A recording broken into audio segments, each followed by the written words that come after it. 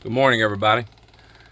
I'm out here working on my Sea Ray 240 Sun Dancer, and this boat I converted from a 5.7 liter Mercruiser, which is a Chevrolet engine 350, to a Mercruiser 4-cylinder diesel, which is marinized by Mercruiser. It's an Isuzu diesel that was built in joint with General Motors, and currently it is being branded as a Cummins, even though that's just only a marketing name.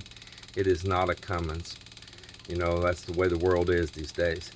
So I'd taken the boat out a few times and I couldn't get very much throttle out of it. Now, what I mean by throttle, I don't mean anything wrong with my linkage or anything like that.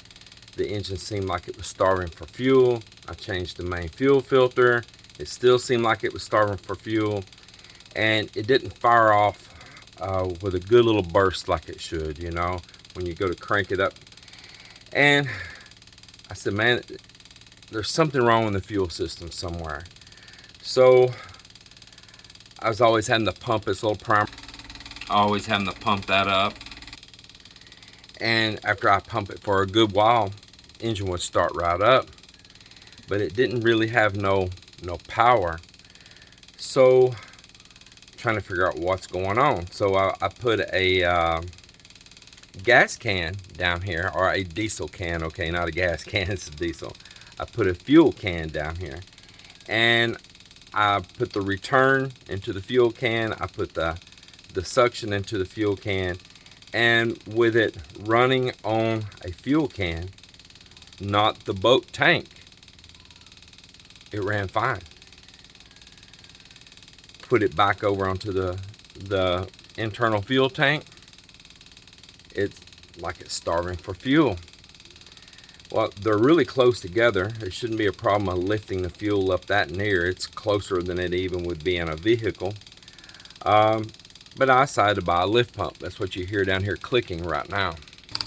So I bought this little lift pump right here. And with the lift pump, it has that sight glass down at the bottom, and I noticed it was cycling and pulling air. The glass bowl on the bottom, or plastic see-through bowl, it would fill up, and then you see a lot of bubbles, and it suck way down, and it come up, and it suck way down. It's cycling, and the outlet off of it was just pumping little foamy spurts of fuel out. And I said, well, there is the problem right there. It's something to do, it's drawing air at the tank, but it's pretty basic how it's set up. So what could be causing that? So then I took the fuel line, and right now I'm just running some temporary rubber hose here, not my permanent fuel line, because I don't want to chop up my good line. And I stuck the fuel line directly into the tank. So I removed this part right here, and this goes down into the fuel tank, screws in, and this is your pickup tube down in the bottom, and there's where it draws the fuel right there, and you put your rubber hose on. And with this in there, and you see that's pretty basic, right? And with this in there, it's sucking air. But if I put the hose directly through the hole that this came out of down into the tank, it's pumping perfect.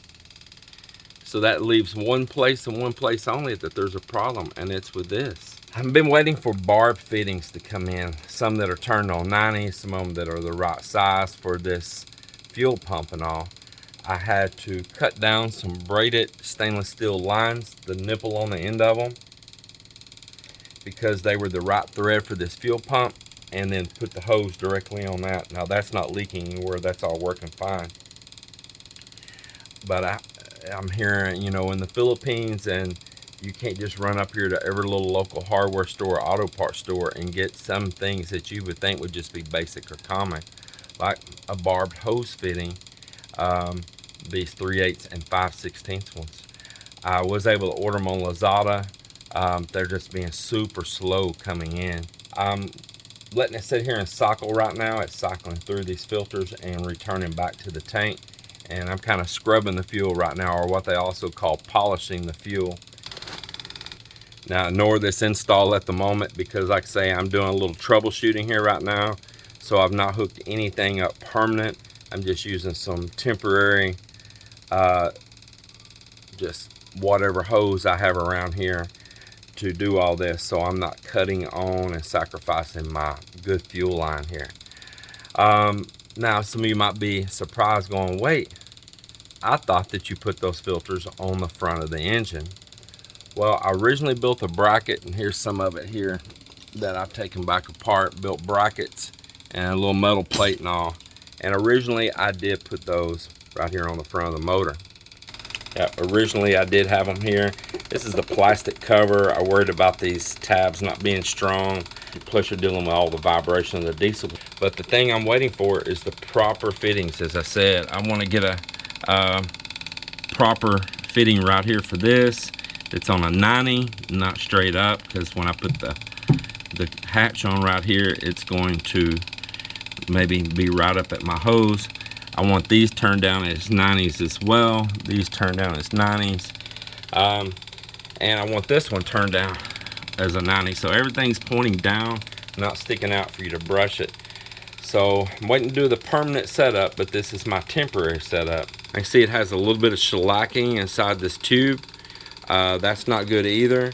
And it's supposed to have a check ball in here, if I'm not mistaken. It's supposed to keep your fuel from bleeding back down. So I know that if you try to blow through this downward, it won't allow it. But if you blow this way upward, it will. So there's definitely a check valve in this, and we'll figure all of that out. So I did just break this loose just now. We'll unscrew it and check it out. As I said, you can't blow backwards in it. Nothing. And if you try to blow this way,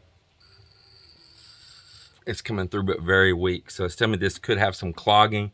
Maybe it's making it suck real hard around hose fittings or something. So we're going to take this on apart right here and see what's in it.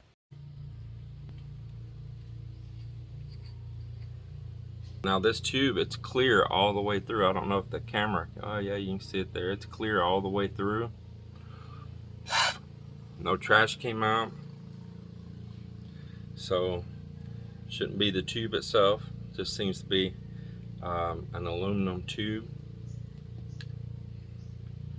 So the problem is going to lie right here in this. Now I do see, I doubt the camera can get it, but there is a little muck down in this hole. I got a drill bit right here. Let's stick it down in there. We'll go this way.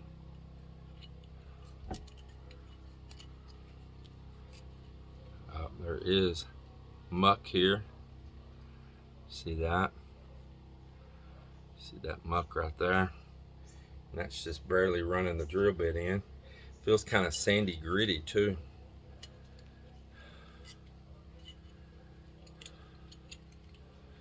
So the check valve must be right in here. Must be made into this brass fitting.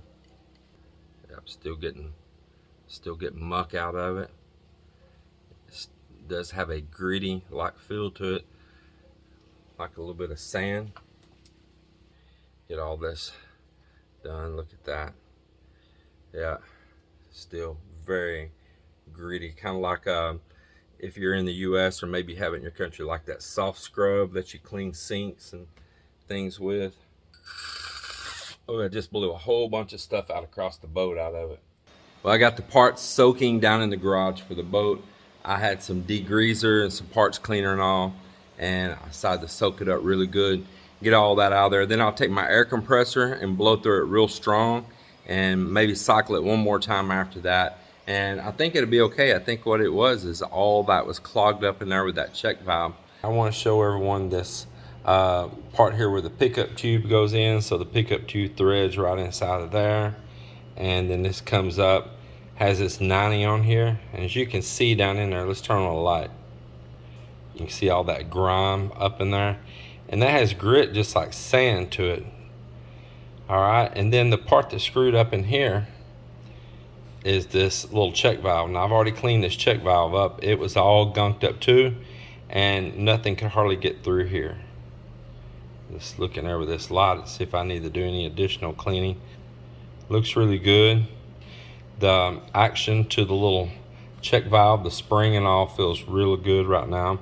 So of course, most people know what a check valve is, but for those that don't, if it draws fuel this way, that little ball has a spring in here behind it, and it'll suck back and let fuel go up to the engine.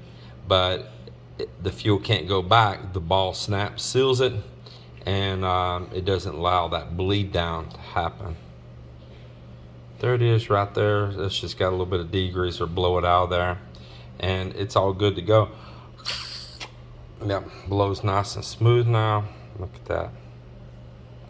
Very nice. A little bit of grit right in there. I'll blow that out of there.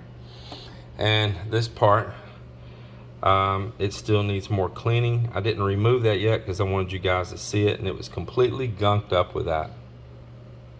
You can see it up in there.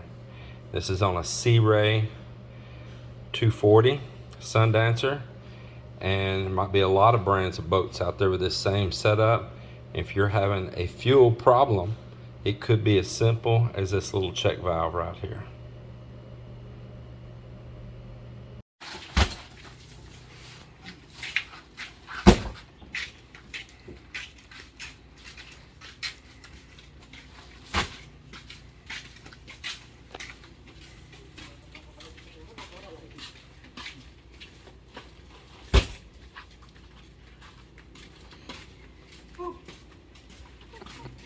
Oh, smiley face right here.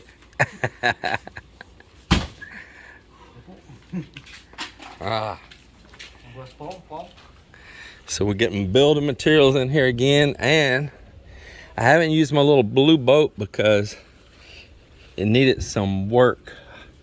Some of the skin was getting old on here, and Joel's doing a little repair on it right now. Last time that Cap and I took it out, it was weeping some water along this edge right here. Nothing was going to sink us or anything, which Cap looked scared to death. I mean, he looked so scared it was funny, man. I said, dude, we're not going to sink. I don't know. But I'm going to go get some epoxy right now, and Joel's getting this all cut out. We had some marine plywood here already. We'll get that epoxied in, sealed, and I have some of this paint that we can touch it up also, and we'll kind of go around elsewhere and look if there's anything else that needs to be touched up on it. And I look forward to using this boat again here really soon. Huh? Yeah, I'll get that later on. I'm gonna go get some tarpaulin here in town right now, and some epoxy.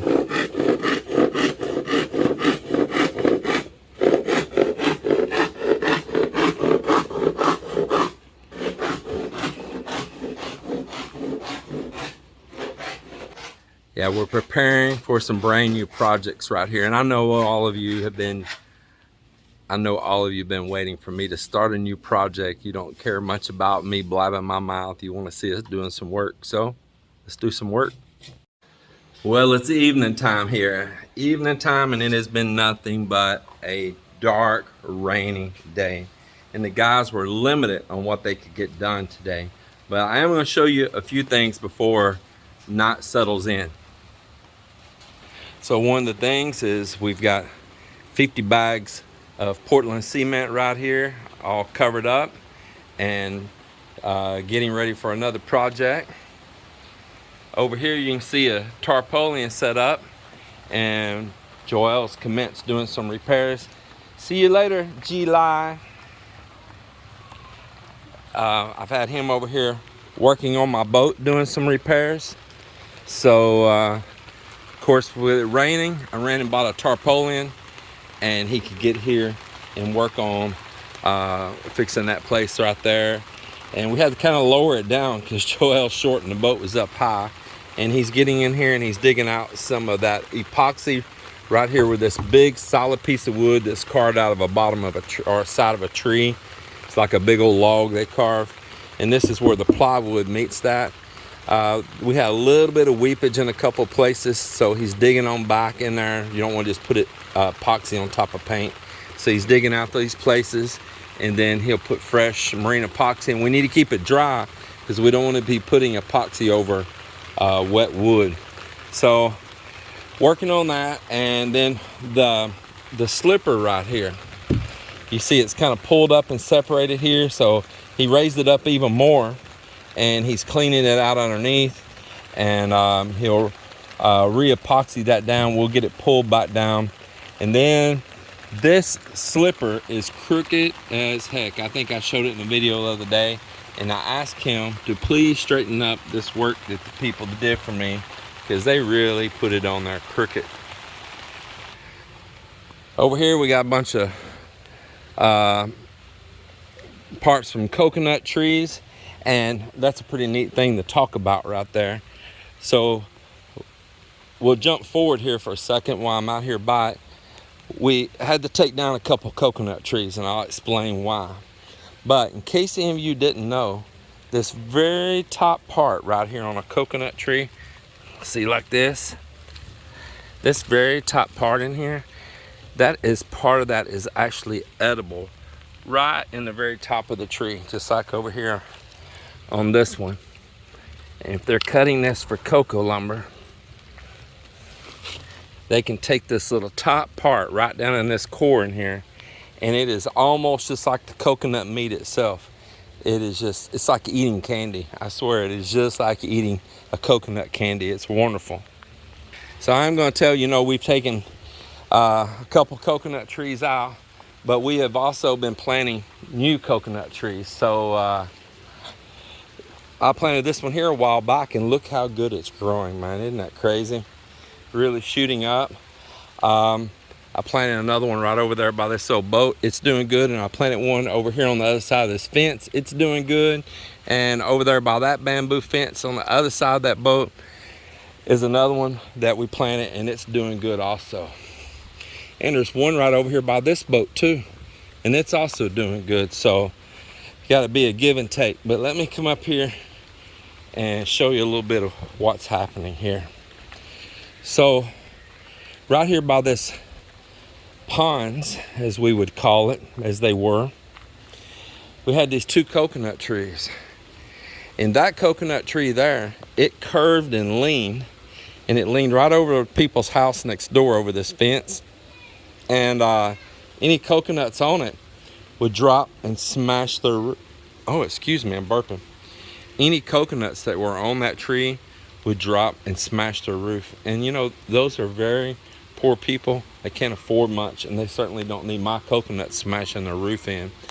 In fact, they got a bunch of stuff laying on top of the roof there to soften the blows for when they would fall. So that problem's over with. The next thing about that tree is that these guys have slapped in so hard with their bolos to make steps to climb up these trees. They cut some of them too deep. The trees started rotting inside and were a danger and for a bad storm, because they could possibly fall and they could crush somebody's house. Because let me tell you, this wet coconut, it is heavy, heavy, heavy. And so the trees were kind of diseased inside from being cut in too deep. So they posed a danger. Now I do have my little young one still right here. Had steel delivered today. I had a bunch of 10mm and 16 both delivered here to get our project started, and a big roll of tie wire. It's getting late in the evening here on me, but another thing I want to tell is Joel and I, we were finishing up some stuff in the guest rooms. So our little kitchenette sinks and all three guest rooms had not been working. We had not hooked up the water supplies for them for cold and hot water. So yesterday, actually, we plumbed all three of those. So they all have the water working to them now. And then one of them didn't have the bathroom sink going yet over in one room with the one with the sliding glass door. We got that done.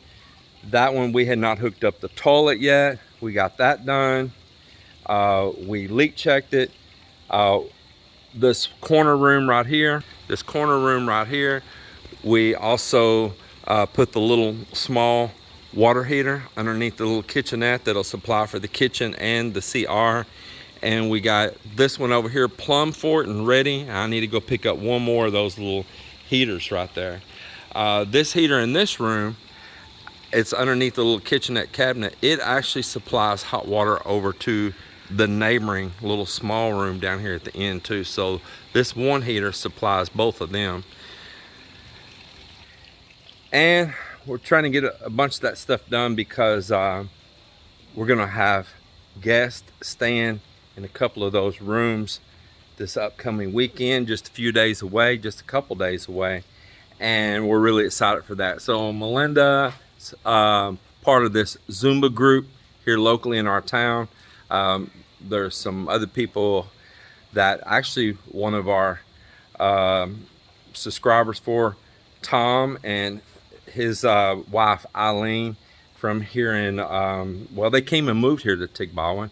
They learned about Tigbawan through our channel, and then they came here. Mel helped them find a place to live here before, and Eileen joined in with the local Zumba troop. So one of our subscribers' wives is there.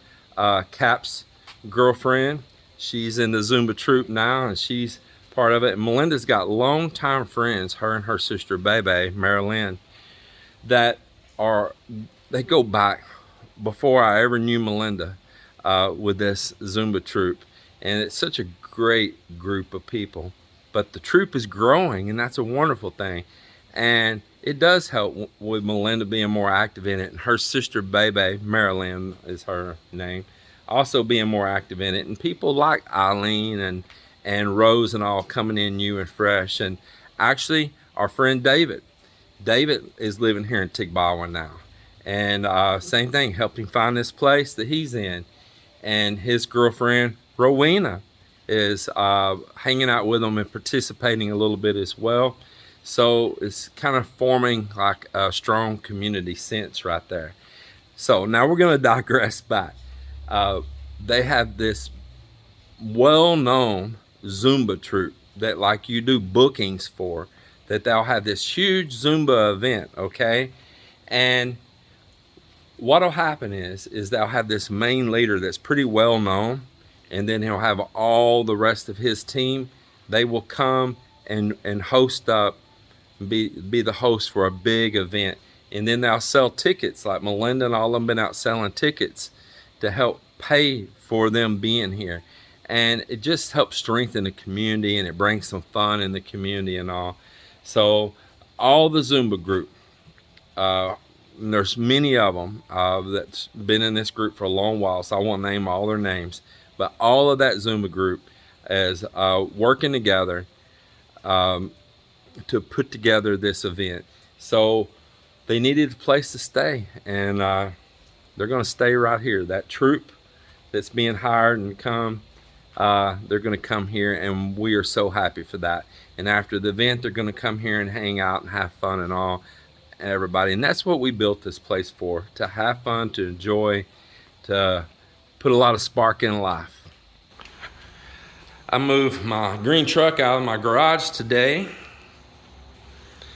moved it outside, got my bicycle tires and Melinda's bicycle tires all aired up. Did a little riding, even in the rain. I'm soaking wet right now. Went out and did a little riding. And right now down here, I'm hanging out to sweep and clean and organize this garage. We worked and worked and worked, and we're just throwing stuff in here before we had left and our projects going on. Then the day that we left, we just threw more stuff in and packed it in the garage. And we've been home for a couple of weeks now, and I'm just now really starting to unpack the mayhem out of the garage.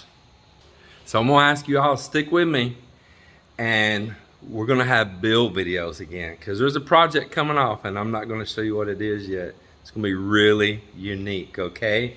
There's a project coming off, and we're preparing for it. And like I say, it's gonna be unique. Now, the whole premise behind this mystery project that you don't know what it is yet is that we got guest rooms here. We got Airbnb rooms. And people come here. Now, you gotta have a little bit of entertainment. You gotta have something for fun, you know. And this is not gonna be a booze it up, karaoke and drink the Red Horse place. You know, there's plenty of those places around. So we want still something fun and unique here. So we are going to build a fun factor here on the place, and you're going to get to watch us do it, see if we're successful, see if we make mistakes.